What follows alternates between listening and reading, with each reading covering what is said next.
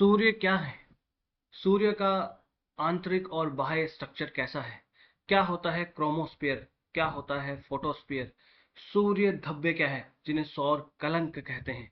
कितने साल का इनका साइकिल होता है?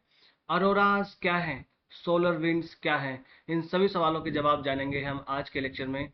नमस्कार, मेरा नाम है हंसराज कुमावत और आप देखना शुरू कर चुके हैं लर्निफाई की bilingual series beyond the book series. चलिए स्टेप बाय स्टेप समझते हैं सभी चीजों को। आइए, सबसे पहले हम आ जाते हैं सन के ऊपर। सर, सन क्या है? तो देखो, कल हमने पढ़े थे स्टार्स, पढ़े थे। तो सर, सन भी एक स्टार ही है क्या? बिल्कुल, सन एक स्टार है, एक तारा है सन। तो सर, क्या स्टार में तो वो फ्यूजन चल रहा था, वो चल रहा बिल्कुल सेम। ये तो दरअसल हमने इसको नाम दे दिया, अपना तारा है तो इसको नाम दे दिया सन। नहीं तो दूसरे होते तो उनको H1P2 पाई ऐसा नाम देते हैं। भाई, खुद के बच्चे को बाबू सोना, खुद की गर्लफ्रेंड बॉयफ्रेंड को बाबू सोना, बाकी को हम थोड़े नाम देते हैं। फिर तो हमें कहेंगे भाई, वो लंबा सा, वो पतला सा, वो काला सा, वो गोरा सा, वो ये वाली ड्रेस वाला, वो वाली ड्रेस वाले, यही तो हम नाम देते हैं। हाँ, तो वही सेम। तो जैसे अपने बाबू सोना है, तो ये अपना बाबू सोना है हमारे सोलर सिस्टम का। ये बाबूजी हैं, दादाजी हैं हमारे सोलर सिस्टम के।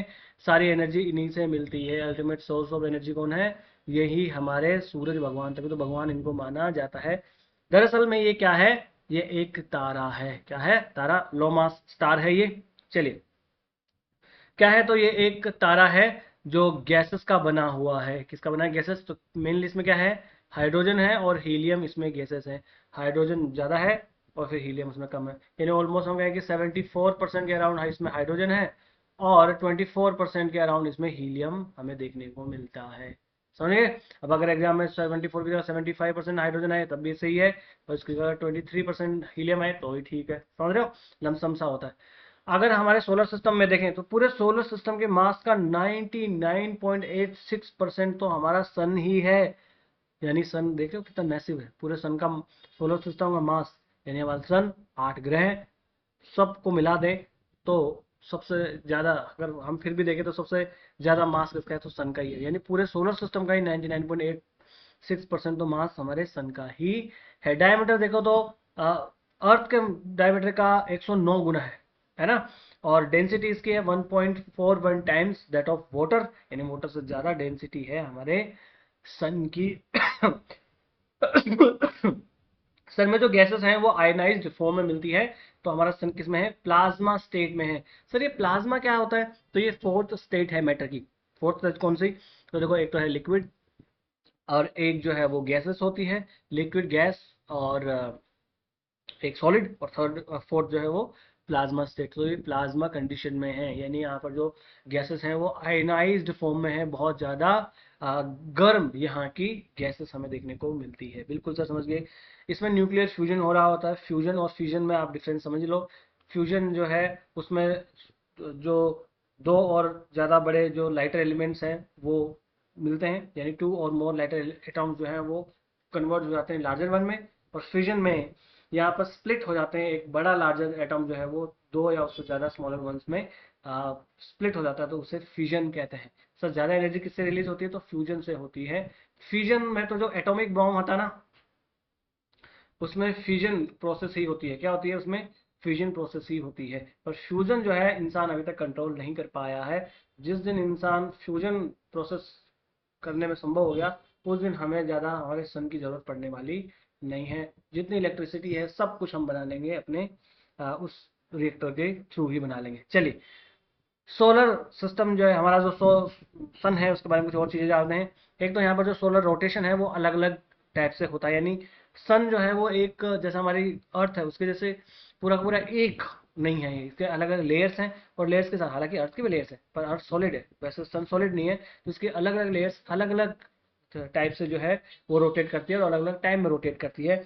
जैसे अगर हम देखें, बात करें, तो इसकी जो इक्वेटर है वो फास्टेस्ट रोटेट करती है 24 डेज के अराउंड। और जबकि इसका पोलर एरियाज है वो 30 दिन से ज़्यादा में रोटेट हो पाते हैं। और अगर हम देखें, इसकी जो इनर कोर है वो बहुत जल्दी जल्दी फास्ट फास्ट जो है वो स्पिन करती है। और जबकि स्पेस, जो जो इसका सरफेस वाला एरिया है वो थोड़ा स्लोली जो है वो रोटेट करते हैं। और इसी वजह से क्या है, वो जो डिफरेंशियल स्पिनिंग हो रहा है, इसकी वजह से जो मैग्नेटिक फील्ड लाइंस है उनमें ट्विस्टिंग हो जाती है। और ये जो मैग्नेटिक फील्ड लाइन बनती है उन्हीं की ट्विस्टिंग की वजह से ही जो सोलर स्पोर्ट्स हम पढ़ेंगे, सन स्पोर्ट्स, वो जैसी जो फिनोमेना वो तभी होते हैं, मैग्नेटिक फील्ड्स और रेडिएशन जैसे प्रॉब्लम्स जो फिनोमेना होते हैं वो इसी की वजह से हो पाते हैं। ठीक है, चलिए अब हम पढ़ते हैं इंटरनल स्ट्रक्चर ऑफ द सन। अब हम देखेंगे इंटरनल स्ट्रक्चर ऑफ द सन। यहाँ पर आ जाते हैं, मैं एक हाईलाइटर ले लेता हूँ। सबसे पहले मैं बता दूं, देखो जी ये अपना सन है, तो सन का एक कोर है। कोर के बाद में यहाँ पर आता है सन का रेडिएटिव जोन, इंटरनल स्ट्रक्चर की बात कर रहा हूँ, और उसके बाद में आता है कन्वेक्टिव जोन। अब इंटरनल स्ट्रक्चर देख रहे हैं, सॉरी फिर क्या है कि इस पर बन नहीं पाता ठीक से, तो ये उल्टा सीधा बन गया। ये कोर है, ये रेडिएटिव जोन, यहाँ देखते चलो, देखो यहाँ है ना, ये है ना, ये रेडिएटिव जोन है और ये कन्वेक्टिव जोन है, तो ये तीन है। अब इन तीनों को हम ऐसे काटेंगे और यहाँ पर पूरा अपने डायग्राम बनाएंगे। तो ये काटेंगे, तो काटने वाला मैं आपको बता देता हूँ। चलो जी एक नया पेज ही हम ले लेते हैं, स्क्रीन ले लेते हैं, एक वाइट स्क्रीन, चलो है ना। उसको काट के हम ले आते हैं इधर, और यहाँ पर हम अपना बना लेते हैं सन। और सन में सबसे पहले क्या है, तो सबसे पहले है कोर, है ना। सबसे पहले ये अपनी कोर, कोर के बाद में अपना आता है रेडिएटिव जोन, और रेडिएटिव जोन के बाद में अपना आता है कन्वेक्टिव जोन। कन्वेक्टिव जोन, ये कोर है, ये रेडिएटिव जोन है, और ये कन्वेक्टिव जोन। कन्वेक्टिव जोन, चलिए जी ये तीनों चीजें पढ़ ली। अब देखो यहाँ पर देखते हैं ये जो कन्वेक्टिव जोन है, यहीं पर हाइड्रोजन हीलियम में कन्वर्ट हो रहा होता है, यानी जो फ्यूजन है वो कहाँ हो रहा होता है, इस कोर में ही हो रहा होता है। 15 मिलियन डिग्री सेल्सियस के अराउंड टेम्परेचर होता है इस कोर का। जो फोटॉन्स जनरेट होते हैं वो फोटॉन से ही जनरेट होते हैं, जो लाइट पर देखो ये वाला पार्ट हमें दिखता नहीं है क्योंकि सन के अंदर है ना, अंदर वाला पार्ट है कोर। फिर यहाँ से यहाँ पर जो हाइड्रोजन की पूरी की पूरी सेल्स बनी होती है, ऐसे सब में बनी होती है ये।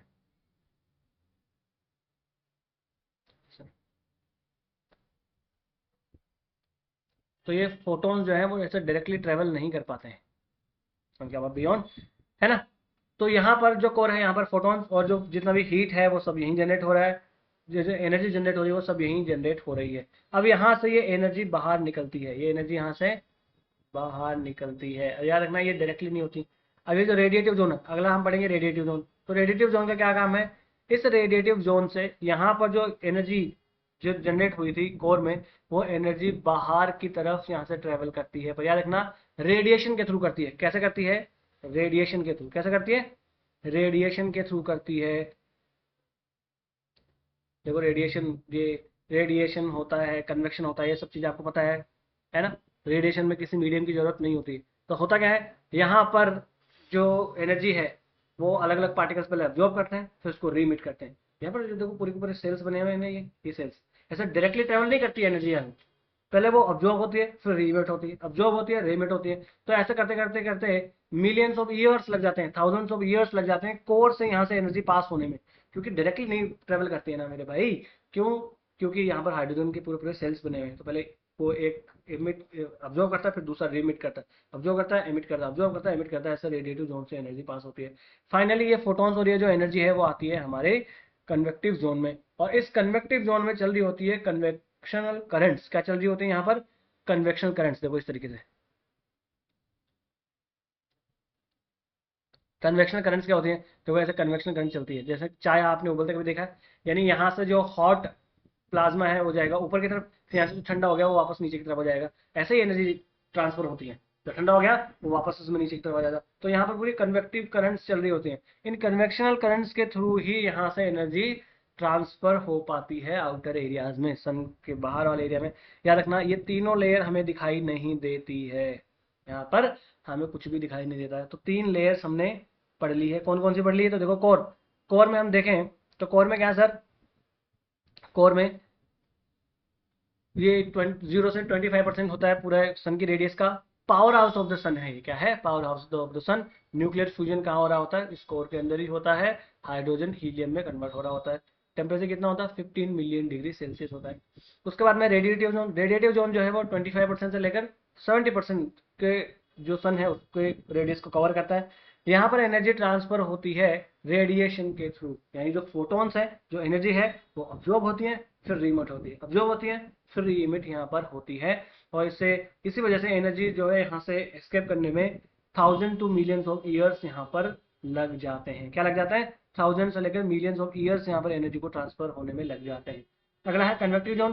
तो ये 70% से लेकर 100% रेडियस को कवर करता है हमारे सन की को।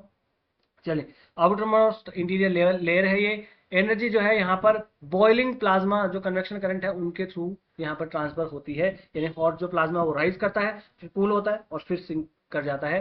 तो पहले वो हॉट होता है तो राइज करता है, फिर वो कूल हो जाता है तो वापस सिंक करता है। तो इस प्रकार से जो कन्वेक्शन करंट्स हैं वो इसमें चल रही होती हैं। ठीक है, तो ये इंटरनल स्ट्रक्चर हमने देखा।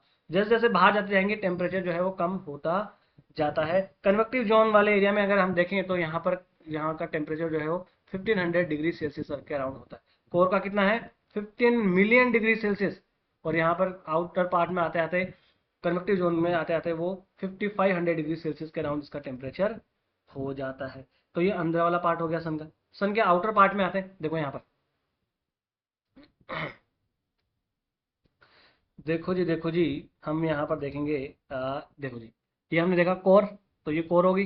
कोर के बाद में ये हमारा जो है रेडिएटिव जोन, और ये कन्वेक्टिव जोन हो गया, यानी अंदर वाला स्ट्रक्चर हो गया पूरा। अब हम पढ़ते हैं आउटर एटमॉस्फेयर के बारे में, जिसमें हम मेनली फोटोस्फीयर और क्रोमोस्फीयर के बारे में पढ़ेंगे। प्रकाश मंडल और वर्ण मंडल जिसको कहते हैं, फोटोस्फीयर और क्रोमोस्फीयर।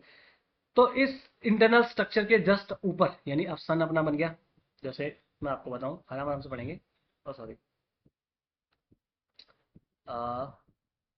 ये जी अपना सन है। अब तक जो हमने सन के बारे में पढ़ा वो इंटरनल स्ट्रक्चर, सन हमारा इंटरनल स्ट्रक्चर सन का पढ़ा। उसके बाद में अब देखो, इस सन के ऊपर जिसका आउटर पार्ट सबसे बाहरी, फर्स्ट लेयर कौन सी है? सबसे बाहरी नहीं, यहाँ से फर्स्ट लेयर आती है, वो होती है फोटोस्फीयर। ये लो जी, photosphere.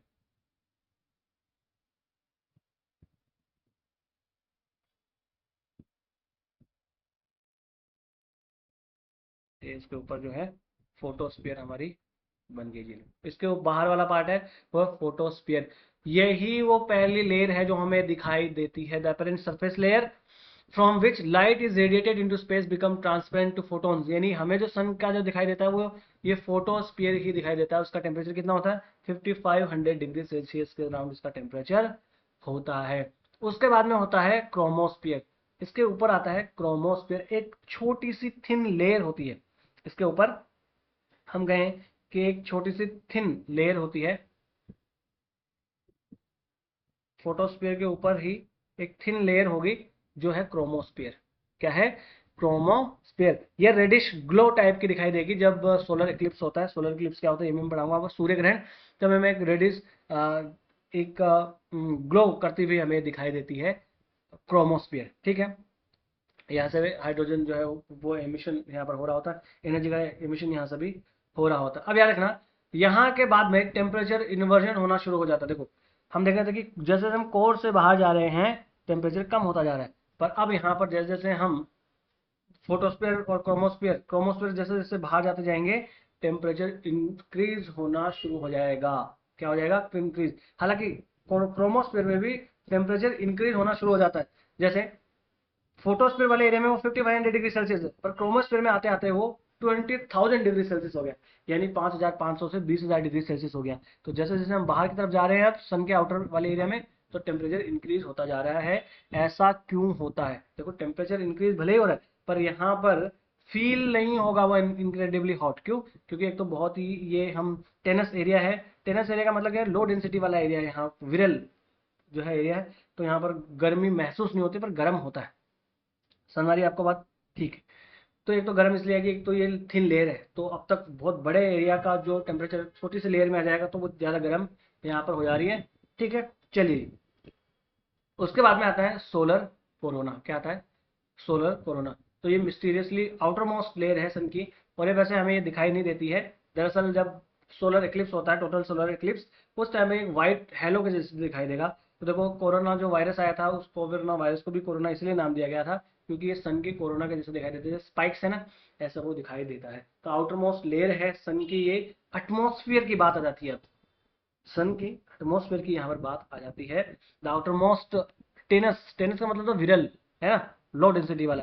Solar atmosphere extending millions of kilometre into space, visible as a pearl white halo during total eclipse. तो जब टोटल सोलर एक्लिप्स होता है तभी एज ए वाइट हेलो हमें दिखाई देता है, ऐसा दिखाई नहीं देता है कोरोना सन का। चलो, coronal heating paradox, temperature soar to a staggering 1 to 3 million degrees Celsius, which is hundreds of times hotter than the sun actual surface। तो यहाँ पर टेम्परेचर इंक्रीज होना शुरू हो जाता है। मैंने बताया जैसे हम सन के आउटर मोस्ट लेयर में आते हैं, सन के आउटर लेयर में आते हैं, जैसे जैसे बाहर जाएंगे टेम्परेचर इंक्रीज होता जाएगा। जबकि इंटरनल स्ट्रक्चर देखें तो कोर से रेडिएटेड जोन में कम, रेडिएटेड जोन से कन्वेक्टिव जोन में कम है ना।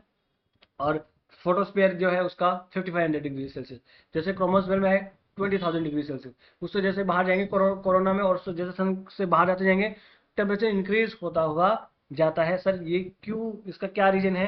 तो देखो, तो मैग्नेटिक रिकनेक्शन और वेव हीटिंग, दो इसका रीजन है। ये एग्जैक्टली क्या होता है आपको पता करने की जरूरत नहीं है, सर पीएचडी मत करो, बस ये याद रखो, एक तो मैग्नेटिक रिकनेक्शन और वेव हीटिंग की वजह से ऐसा होता है। बाकी और क्या रीजन है इसकी रिसर्च के लिए, नासा का पार्कर सोलर प्रोब और इसरो का आदित्य L1 जो है वो इसके ऊपर सन की स्टडी के लिए, कोरोना की स्टडी के लिए भेजा हुआ है। तो याद रखना, आदित्य L1 किसका है? इसरो इंडिया का। और पार्कर सोलर प्रोब किसका है? तो ये है यूएसए का। आपका होमवर्क देखो, मैं कुछ आपको होमवर्क भी दूंगा, हो सकता है कि मैं आपको मूवी देखने का होमवर्क भी दूं। तो होमवर्क, आज का होमवर्क है आपको, आपको ये पार्कर सोलर प्रोब और आदित्य L1 मिशन के बारे में डिटेल में जानना है। इतना डिटेल में कि आप एक 250 वर्ड्स का मेंस का आंसर लिख पाए। ये साइंस का वैसे मुद्दा है तो आपको ये बिल्कुल याद रखना है। और यही वो कोरोना है जहां से सोलर विंड्स वगैरह जो है वो यहाँ से निकल रही होती है, सोलर विंड्स। सोलर विंड्स क्या है? तो कंटिन्यूस स्ट्रीम है, हाई एनर्जी चार्ज पार्टिकल्स यहाँ से निकल रहे होते हैं continuously, high energy charge particles यहाँ से कोरोना से जो है वो इजेक्ट हो रहे होते हैं, पूरे सोलर सिस्टम में जाते हैं। ठीक है। कोरोनल होल्स क्या है? तो कोरोनल होल्स जो है वो मैग्नेटिक फील्ड जहाँ पर ओपन होता है, और जिसकी वजह से सोलर विंड्स और ज़्यादा जा पाती हैं, इजीली एस्केप कर पाती हैं हमारे सोलर सिस्टम में, तो उसे वो है कोरोनल होल्स। चलिए, अब इसी से रिलेटेड कुछ फिनोमेना है, जैसे एक है सनस्पॉट। सनस्पॉट क्या है? तो जो फोटोस्फीयर मैंने पढ़ाया था, उस फोटोस्फीयर के ऊपर कुछ डार्कर एरियाज होते हैं, उस फोटोस्फीयर के ऊपर कुछ डार्कर एरियाज आपको दिखाई देंगे। वो डार्कर एरियाज ही क्या है? सन स्पॉट्स हैं। यानी ये अपने सराउंडिंग वाले एरिया से 500 डिग्री से लेकर 1500 डिग्री सेल्सियस तक कूलर होते हैं अपने सराउंडिंग एरिया से। समझ पा रहे हैं? कहाँ पर ये सन स्पॉट दिखते हैं? फोटोस्फीयर पर। ठीक है, कौन सी लेयर पर? फोटोस्फीयर पर। ये कूलर एरियाज हैं तो डार्कर दिखाई देते हैं, ब्लैक ब्लैक दिखाई देंगे। ठीक है। अपने आसपास के एरिया से 500 से 1500 डिग्री सेल्सियस ये ठंडे होते हैं, कूलर होते हैं। ऐसा होता क्यों है? मैग्नेटिक फील्ड की वजह से ऐसा होता है। दरअसल क्या होता है, मैंने बताया सन की अलग अलग लेयर अलग अलग टाइम में रोटेट कर रही होती है, तो जो मैग्नेटिक फील्ड पूरा एक लाइन होना चाहिए था। जैसे मैं कहूँ कि ये सन अगर है अपना, अगर ये सन है तो इसका कोर अलग, रेडिएटिव जोन अलग, और ये अलग अलग तरीके से मूव करे, तो जो एक मैग्नेटिक जो हमारा फील्ड है वो स्ट्रेट होना चाहिए था, वो स्ट्रेट नहीं होता है। मान लो कि ये तेज घूम रही है तो ये इधर निकल गया, इधर निकल गया, और ये इधर है, ये इधर है, ऐसा ऐसा होता है। तो इसकी वजह से क्या होता है, ये जो पूरा का पूरा हीट जाएगा फोटोस्फीयर तक, वो हीट डायरेक्ट सीधा नहीं जा पाता है ना। तो जब डायरेक्ट सीधा नहीं जा पाएगा तो कभी कभी जिस वाले पॉइंट पर वो पूरा प्लाज्मा पहुंचेगा नहीं, और प्लाज्मा कोर वाला, तो वहां जो गर्मी आएगी नहीं, हीट आएगा नहीं, तो वो कूलर एरियाज दिखाई देंगे। तो वो वाले एरिया जो है वो ठंडे तो काले दिखाई देते हैं। ठीक है, चलिए जी, वो सन स्पॉट्स है। अब एक चीज याद रखना, हाँ देखो ये स्थानीयकृत तीव्र चुंबकीय क्षेत्रों का संकेंद्रण संवहन धारा को रोकता है, जिससे गर्म प्लाज्मा का ऊपर की ओर प्रवाह रुक जाता है। जो गर्म प्रवाह ऊपर जाएगा नहीं तो उसकी वजह से ये ठंडे दिखाई हमें देते हैं। अब जो भी सनस्पॉट है, इन सनस्पॉट वाले एरिया में एक जो है वो तो होता है अम्ब्रा, तो जहां पर भी अम्ब्रा यूज हो इसका मतलब होता है वो डार्कर एरिया है। ठीक है। और एक एक लाइटर एरिया होता है जहां पर कम, तो हम कह सकते हैं काला होता है। तो जो कम काला है वो है पेनम्ब्रा, और जो डार्कर वाला एरिया है वो है अम्ब्रा। अम्ब्रा पेनम्ब्रा यहाँ देख लो तो भाई अम्ब्रा जो ज़्यादा डार्कर है, ठीक है। Comprise central jet black region called umbra और surrounding lighter outer shadow zone जो है वो है पेनम्ब्रा। ये एनम्ब्रा पेनम्ब्रा हर जगह याद रखना, जो डार्कर रीजन होगा वो अम्ब्रा है, जो लाइटर रीजन है वो पेनम्ब्रा है, ठीक है। देखो आप यहाँ पर देख सकते हैं बिल्कुल इस वाले इसमें आप देखें तो आपको दिखाई देगा कि किस तरीके से, ये तो बिल्कुल दिखाई नहीं देगा यहाँ पर। देखो ये पूरे आपको जो यहाँ पर दिख रहे हैं डार्कर डार्कर, तो ये क्या है सन स्पॉट्स। इसके आउटर वाला पार्ट देखें तो थोड़ा लाइटर है, तो वो क्या है पेनम्ब्रा। और जो डार्कर रीजन है एकदम उसके बीच में काला काला वो है अम्ब्रा, ठीक है। तो यहाँ से ही तो ये सन के इक्वेटर से शुरू होते हैं, फिर ऊपर तक जाते हैं, फिर वापस नीचे आते हैं। तो ऐसा करके ये 11 ईयर साइकिल जो है वो कंप्लीट करते हैं, यानी 5.5 ईयर्स लगते हैं इनको इक्वेटर से ऊपर जाने में। यानी पहले देखो एक स्पॉट होगा, फिर दो होगा, फिर तीन, फिर ऐसे ज़्यादा ज़्यादा बढ़ता जाएगा। तो 5 साढ़े 5 साल लगेंगे इनको मैक्सिमम पे पहुंचने के लिए। तो जब मैक्सिमम स्पोर्ट्स होते हैं तो उसे कहते हैं सोलर मैक्सिमा, क्या कहते हैं। और फिर वापस धीरे धीरे वापस कम होते आएंगे, तो जब सबसे लीस्ट होंगे तब उसे कहेंगे सोलर मिनिमा। क्या कहेंगे, सोलर मिनिमा इसको कहेंगे। एक चीज आपको याद रह गई, बिल्कुल सोलर मिनिमा और मैक्सिमा आपको याद रह गया, बिल्कुल। अब एक चीज याद रखना, एक क्वेश्चन बच्चे करते हैं मेरे से ऑफलाइन क्लास में भी, सर एक चीज आप हमें बताइए कि जब सनस्पॉट होते हैं तो जब सोलर मैक्सिमा होता है, इसका मतलब सन के ऊपर बहुत सबसे ज्यादा डार्कर स्पॉट्स होंगे, तो सन जो है वो कूलर होना चाहिए। और जब सोलर मिनिमा होता है तो जब मतलब सन के ऊपर डार्क स्पॉट्स होते ही नहीं है तो फिर सन ज्यादा गर्म होना चाहिए। ऐसा बच्चे क्वेश्चन करते हैं, तो बिल्कुल इसका उल्टा होता है, ऐसा नहीं। यानी जब सोलर मैक्सिमा होता है, यानी ज्यादा डार्कर स्पॉट्स होंगे, तो सन का टेम्परेचर 0.01% इंक्रीज हो जाता है नॉर्मल से। और जब सोलर मिनिमा होगा, यानी जब मिनिमम होंगे डार्कर स्पॉट्स, तो सन का टेम्परेचर जो है वो कम होता है, 0.01% कम हो जाता है। ऐसा क्यों सर, ऐसा इसलिए कि जब जब ये सोलर मैक्सिमम होता है, यानी जितने ज्यादा डार्क स्पॉट्स उसके आसपास वाले रीजन, कुछ रीजन ऐसे होते हैं जिनको कहते हैं फेक्यूले। तो ये जो शाइनिंग फेक्यूले होते हैं ना, ये हाईली इल्यूमिनस होते हैं। तो एक जगह जहां पर ज्यादा ठंडा है डार्कर है, तो उसके साथ साथ कुछ एरिया जैसे बनते हैं जहां पर बहुत ज्यादा गर्म वाले एरियाज होते हैं। तो फिर उन ठंडे वाले को गर्म वाले ऑफसेट कर देते हैं, और गर्म थोड़ा ज्यादा होता है तो 0.01% जो है वो गर्मी वहां पर ज्यादा होती है।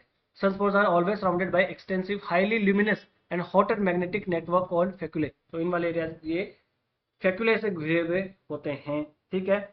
चलिए, तो जो नेट रेडिएशन है वो 0.1%, सॉरी 0.01 नहीं 0.1% जो है वो ज्यादा होती है जब डार्कर स्पॉट्स ज्यादा होते हैं तब। ये कुछ चीजें हुई। अब यहाँ पर कुछ और चीजें याद रखना, कुछ सोलर जो फिनोमेना है उनके बारे में आपको याद रखना है। एक तो आपको याद रखना है सोलर फ्लेयर्स। सोलर फ्लेयर्स क्या है, तो sudden intense burst of electromagnetic radiation from solar magnetic reconnection. तो ये क्या है, कभी कभी क्या होता है कि सडन इंटेंस बर्स्ट होता है सन में। ऐसा क्यों, तो जो मैंने आपको बताया वो इलेक्ट्रोमैग्नेटिक रेडिएशन, जो जो रेडिएशन है मैंने बताया मैग्नेटिक रेडिएशन है, वो ऐसा तिरछी हो जाती है वो उनके पूरा रेडिएशन। पर जब ये वापस सीधा होता है, मैंने बताया इसके अलग अलग टाइम पे अलग अलग घूमते हैं, कोर अलग है और आउटर एरिया अलग टाइम पे घूमते हैं। तो जब ये तीनों वापस सीधी रेखा में आ जाएंगे तो स्पीड से जो है एकदम से ज्यादा सडनली बर्स्ट होगा प्लाज्मा का बाहर की तरफ। जब वो सडन बर्स्ट होगा तो ज्यादा एनर्जी होती है, वो कैसे, तो मैग्नेटिक रिकनेक्शन से ऐसा होता है। तब जो है वो ज्यादा आपको जो है वो एनर्जी मिलती है, ज़्यादा हीट आपको मिलेगा, वही है सोलर फ्लेयर्स, है ना। तो स्पीड ऑफ लाइट से ट्रेवल करते हैं और अर्थ तक पहुंच जाते हैं 8 मिनट के अंदर अंदर। चलो, उसके बाद प्रोमिनेंसेस। प्रोमिनेंसेस क्या है, तो ये gigantic glowing loop gases structure है। देखो कुछ नहीं, जो अपना कोरोना है, फोटोस्फीयर और कोरोना, यहाँ पर क्या है कि सन है, सन के ऊपर क्या होता है कि जो प्लाज्मा है वो ऐसा उछलता भी रहता है, ऐसे जैसा सन का होता है, ऐसे लूप बनती है। अगर वहां पर एक लूप बनी, जैसे अगर ऐसे लूप बनी, इसके ऊपर ऐसे लूप बन गई, तो ये आर्क टाइप का ऐसा बनता है ना। यहाँ से कोरोना जो जो हमारा प्लाज्मा है वो ऊपर उठा और नीचे वापस गिरा ठंडा होते ही, ऊपर उठा वापस नीचे ठंडा गिरा, ऊपर उठा वापस नीचे ठंडा गिरा, तो ये जो लूप आर्क टाइप का दिखाई देगा वही प्रोमिनेंसेस है। है ना। Represent hot plasma trapped along magnetic loops, तो ये लूप वाला कुछ याद रखना। एक है कोरोनल मास इजेक्शन, तो यहाँ पर जो जाइंट बबल्स है of billions of tons of magnetised plasma and magnetic field ejected from corona, तो कोरोना से ये जो प्लाज्मा निकलता है और वहां से जो रेडिएशन निकलता है बहुत ज्यादा एकदम से, वो ही है कोरोनल मास इजेक्शन।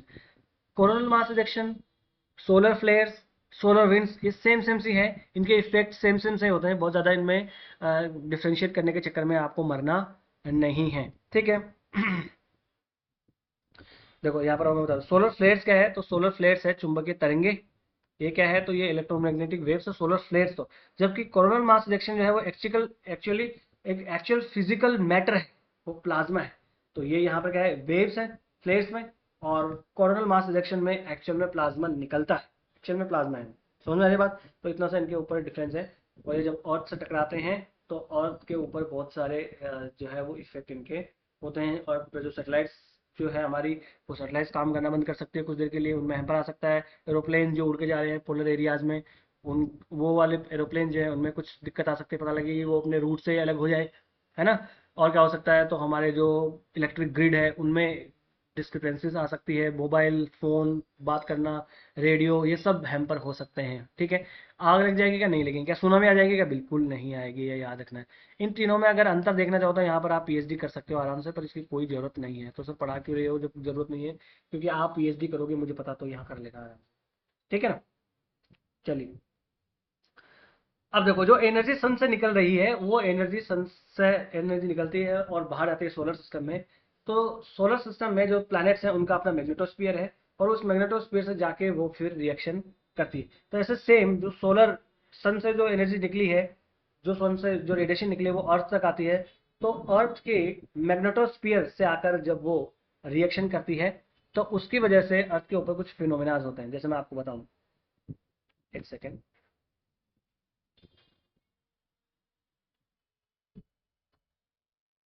एक नया पेज लेते हैं, आराम से समझेंगे। देखो जी, ये अपना सन है, ये सन है, और ये हमारी ब्लू प्लेनेट अर्थ है, अर्थ। चलो जी, अब आप भी जानते हैं हम भी जानते हैं कि अर्थ का अपना मैग्नेटोस्फीयर है, नॉर्थ पोल से लेकर साउथ पोल के बीच में से चलता रहता है। ये मैग्नेटोस्फीयर बना कैसे है, तो ये मैं आपको जब जियोमॉर्फोलॉजी पढ़ाऊंगा तो पता लगेगा, ठीक। अब सन से जो एनर्जी निकल रही है, सन से जो रेडिएशन निकल रही है, वो रेडिएशन जब अर्थ की तरफ ट्रेवल करती है, अर्थ की तरफ ट्रेवल करेगी, तो अर्थ के मैग्नेटोस्फीयर जो है इससे वो टकराती है, क्या करेगी, टकराएगी। तो मेनली मैग्नेटोस्फीयर नॉर्थ पोल और साउथ पोल, और नॉर्थ पोल और साउथ पोल मेनली अर्थ के मैग्नेटोस्फीयर से टकराती हैं। तो इसकी वजह से कुछ रिएक्शन होते हैं, है ना।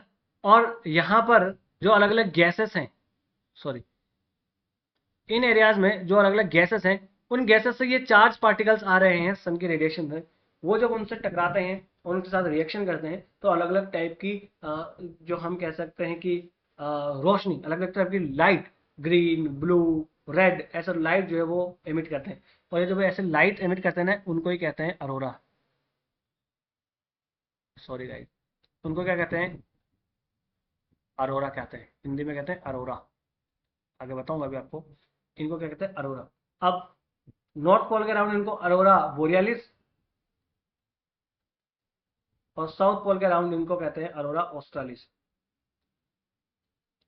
क्या कहते हैं, ऑस्ट्रालिस। इनको नॉर्दर्न लाइट्स भी कहते हैं, और इनको सदर्न लाइट्स भी कहते हैं। क्या कहते हैं, नॉर्दर्न लाइट्स और सदर्न लाइट्स भी इनको कहते हैं। इतनी चीजें समझ गए, बिल्कुल सर समझ गए। अब आप यहाँ पर आराम से समझ पाएंगे, बिल्कुल। यहाँ जाते हैं, हम आते हैं यहाँ पर अरोराज के ऊपर। अरोराज क्या होते हैं, तो अरोराज जो है वो सोलर विंड पार्टिकल जो है, अरोराज क्या है, चलो एक मिनट यहाँ से मैं आपको समझ, देखो क्या है। देखो, Arora ऑस्ट्रालिस and Arora बोrealis are natural lights displays in sky predominantly seen in high latitude regions around the Arctic and the Antarctic region। तो ये तो डेफिनेशन होगी कि अरोरा है क्या, है ना। ये फिनोमेना होते क्या है, these phenomena are caused by interaction between earth's magnetic field and charge particle from the sun. तो मैंने बताया जो सन से चार्ज पार्टिकल्स निकल रहे हैं वो आते हैं अर्थ तक, तो अर्थ के जो मैग्नेटोस्फीयर है उस मैग्नेटिक फील्ड से जब ये रिएक्शन करते हैं तब ये जो है वो जनरेट होते हैं, उसके इंटरेक्शन से ये बनते हैं। The auroras appear as glowing curtains of lights. तो अरोराज कैसे दिखते हैं? ग्लोइंग कर्टेन्स ऑफ लाइट्स दिखते हैं, जैसे कभी ग्रीन है, पिंक है, रेड है, येलो है, वायलेट है, और जो मोस्टली विजिबल होते हैं हमें क्लियर और डार्क नाइट्स के टाइम पर हमें ये दिखाई देते हैं अलग अलग लाइट्स। जैसे अगर आप यहाँ पर देखें तो इस तरीके से आपको अलग अलग लाइट्स दिखाई देंगी, तो ये है अरोराज, है ना। तो अरोराज जो है मैं आपको पूरा का पूरा यहाँ पढ़ाऊंगा, आगे यहाँ पढ़ाऊंगा। अरोरा एक होता है बोरियलिस और एक होता है अरोरा ऑस्ट्रालिस। अरोरा बोरियलिस सबसे पहले पढ़ते हैं। इसको नॉर्दर्न लाइट्स भी कहते हैं, क्यों? क्योंकि ये नॉर्दर्न हेमिस्फीयर में अकर होती है। नॉर्दर्न हेमिस्फीयर कहाँ सर? नॉर्दर्न हेमिस्फीयर में, यहाँ पोलर एरियाज में मेनली होता है। तो जो आर्कटिक के रीजन के नियर बाय एरिया है ना, तो आर्कटिक रीजन वाले एरिया में ये जनरेट बनती है ये अरोरा बोरियलिस। कौन से कंट्रीज कंट्रीज का नाम याद रखना एग्जाम में पूछे तो, Norway, Sweden, Finland, Canada, Alaska, इन वाले एरियाज में मेनली आपको अरोराज जो है वो विटनेस होते हैं, अरोरा बोरियलिस। अगला आता है अरोरा ऑस्ट्रालिस। इनको सदर्न लाइट्स भी कहते हैं क्योंकि ये अकर होते हैं सदर्न हेमिस्फीयर में। कहाँ? तो जो अंटार्कटिक रीजन है हमारा, कहाँ देखो ये अंटार्कटिक रीजन वाला एरिया है, तो अंटार्कटिक रीजन वाले एरिया में आपको ये दिखाई देते हैं। कौन से कंट्रीज में सर? तो अरोरा ऑस्ट्रालिस जो है वो primarily Antarctica, southern parts of New Zealand और ऑस्ट्रेलिया वाले एरियाज में हमें मेनली विजिबल होते हैं। चलो देखो ये पूरा वाला एरिया ऑस्ट्रेलिया है, ये न्यूजीलैंड है, इन वाले एरिया में अंटार्कटिका है, इन वाले रीजन में।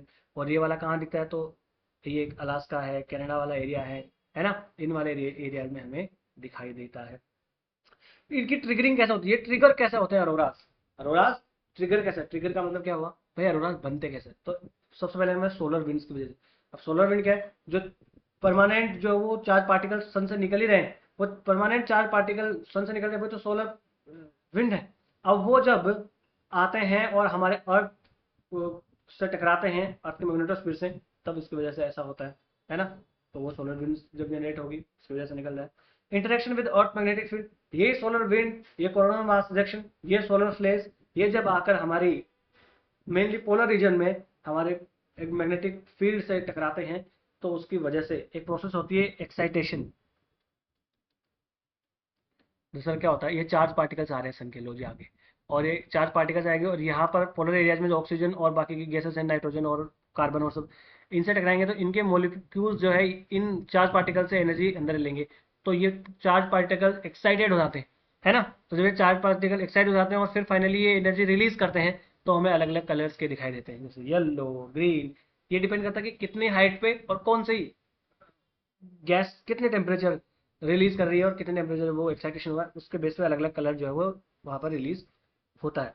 When these charged particles reach Earth, they are guided by Earth's magnetic field toward polar regions.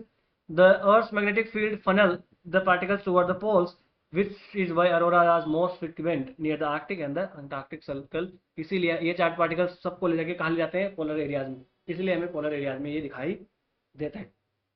फिर प्रोसेस होती है excitation of the atmosphere particle. As the charged particles from the solar wind collide with atoms and molecules in the Earth's atmosphere, mainly oxygen and nitrogen, they transfer energy to these particles. इसी process को कहते हैं excitation, है ना। जहां पर where electron in atoms absorb energy and jump to a higher energy state, तो energy से वो जंप करके नई हायर स्टेट में वो पहुंच जाता है। तो इसकी वजह से ये मैं लाइन बाय लाइन क्यों पढ़ा रहा हूँ? क्योंकि यहाँ पर मेंस में क्वेश्चन बन गया था, मैं झूठ नहीं बोलूंगा, आई शपथ इतना डिटेल में जाके हम बिल्कुल कभी नहीं पढ़ाते थे। ये एक्साइटेशन प्रोसेस जो है ये क्या होती है हम बताते थे, अरोरास कैसे बनते हैं हम बताते थे, कहाँ कहाँ दिखते थे और उनको बोरियलिस और सोलिस कहाँ कहते थे, इतना बताते हैं। पर मैं क्वेश्चन भी दिखाऊंगा एग्जाम में कितना पूछ लिया, इसलिए उसका आपको आंसर तो आना ही चाहिए, है ना। अब पीवाईक्यू है तो पीवाईक्यू हम डिस्कस कर ही रहे। एमिशन ऑफ लाइट, तो फिर इससे जो लाइट है वो एमिट होती है अलग अलग की। जैसे ऑक्सीजन अगर हायर एल्टीट्यूड पे प्रोड्यूस करेगी ग्रीन और red light, nitrogen lower altitude पे पर्पल और पर्पलिश लाइट जो है वो, ब्लू और पर्पलिश लाइट जो है वो प्रोड्यूस करती है। इसीलिए अलग अलग कलर की लाइट्स हमें दिखाई देती हैं। और क्या है, तो जियोमैग्नेटिक स्टॉर्म जब जनरेट होते हैं उसकी वजह से भी ये जनरेट होती है हमारी auroras. When there is a particularly strong solar storm, the influx of charged particles increases, leading to more intense auroras visible even in lower latitudes. तो जियोमैग्नेटिक स्टॉर्म्स आएगा तो लोअर लैटिट्यूड्स में भी ये दिखाई देता है ना। तो कौन कौन से की फैक्टर्स हैं जो इसकी इंटेंसिटी को इन्फ्लुएंस करते हैं? सोलर एक्टिविटी, है ना। तो 11 साल की सोलर एक्टिविटी चल रही है हमारी साइकिल, सोलर साइकिल, जिसमें सोलर मैक्सिमा, सोलर मिनिमा, उसकी वजह से भी ऑरोरास कम ज़्यादा होते हैं। जियोमैग्नेटिक स्टॉर्म्स की वजह से भी कम ज़्यादा होते हैं। सीजन और टाइम ऑफ द डे की वजह से भी होता है। ये मेनली आपको डार्कर मंथ्स में ज़्यादा दिखाई देते हैं। लेटीट्यूड वाले रीजन में देखें तो जो मैग्नेटिक पोल्स के अराउंड क्लोजर जो एरियाज है वहाँ पर इनकी इंटेंसिटी ज़्यादा होती है। ठीक है, तो ये अरोरा ऑस्ट्रालिस और अरोरा बोरेलिस के बारे में हमने जानकारी हासिल करी, है ना। यहाँ से एक बार और आप शांति से बढ़ के पढ़ लेना, वही बातें हैं जो सेम मैंने आपको पढ़ाई है। चलो देखो, यहाँ से क्वेश्चन बना था, वो क्वेश्चन भी मैं आपको दिखाऊंगा। देखो ये रहा क्वेश्चन, 15 मार्क का क्वेश्चन। ये 10 मार्क का क्वेश्चन बनता अगर तो ठीक था, और अभी 2024 यूपीएससी मेंस का क्वेश्चन है, समझो। तो 15 मार्क का क्वेश्चन है, इसलिए इसमें लिखने का इतना ज़्यादा है ही नहीं है। दरअसल कुछ क्वेश्चन ऐसे आएंगे जिनमें लिखने का इतना ज़्यादा होता ही नहीं है, फिर भी आपको लिखना पड़ेगा। यहाँ पर आपकी बोल बच्चन की जो आपकी जो हम कहेंगे प्रोफिशिएंसी है वो काम आएगी, कितना बोल बच्चन आप कर सकते हैं।